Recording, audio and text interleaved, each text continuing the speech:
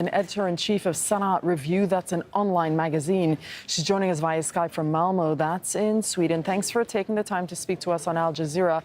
I know you've been speaking to family members in Sana'a. What have they been telling you about what they've witnessed this morning? So at the very early hours of this morning, and it's during the holy month of Ramadan, people usually in Sana'a and across Yemen, the working time hours shift.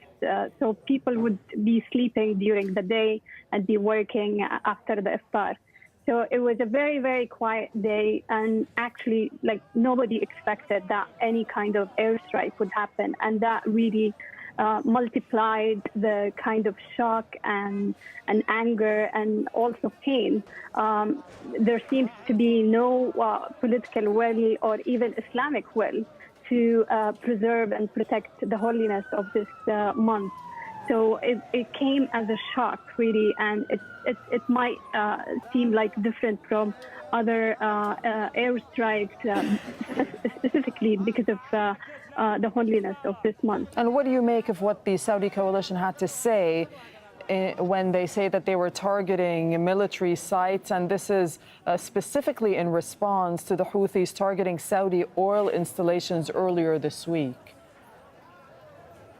So there were many airstrikes that hit Sana'a, and most of them hit highly civilian populated area. One of them is my own neighborhood.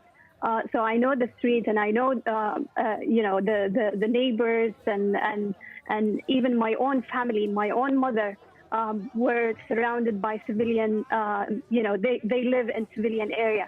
There is no military targets in these places that were hit today. There is no excuse from the Saudi-led coalition. It was a deliberate and systematic bombardment attacking civilians.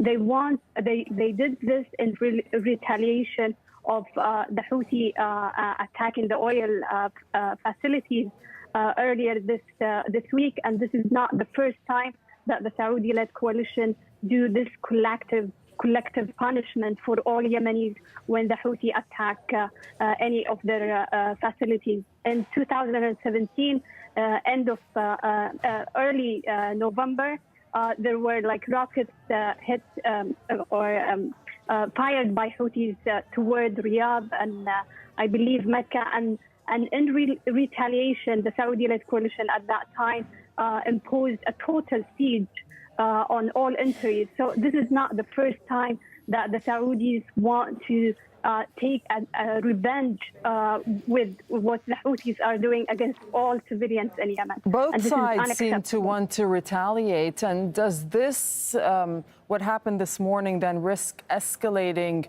the war even more? Because it recently seemed like there was possibly some sort of breakthrough with the Hudaydah agreement, and the Houthis reportedly agreeing to withdraw from there, as well as two other ports.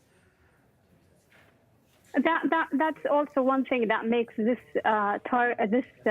airstrike different from the other previous ones, because since December last year, there were a lot of discussion and negotiation and diplomatic efforts, especially led by the UN Special Envoy, and all the discussions were surrounding about finding agreements and making all the warring parties agree on several or small kind of conflicts within the bigger conflict.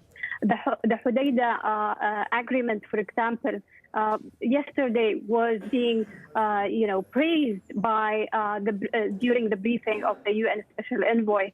So that made a lot of people really think that maybe there will be an end in sight. But with the Houthi attacking the oil facilities and today's bombardment against Sana'a, it seems like we're going to block zero, as if there was no any peace efforts being done in the past 6 months. It's a very, very unfortunate situation, and we seem that we lost all that hype and that hopeful moment for finding an end. Okay, Afrah Nasser, we thank you very much for speaking to us from Sweden.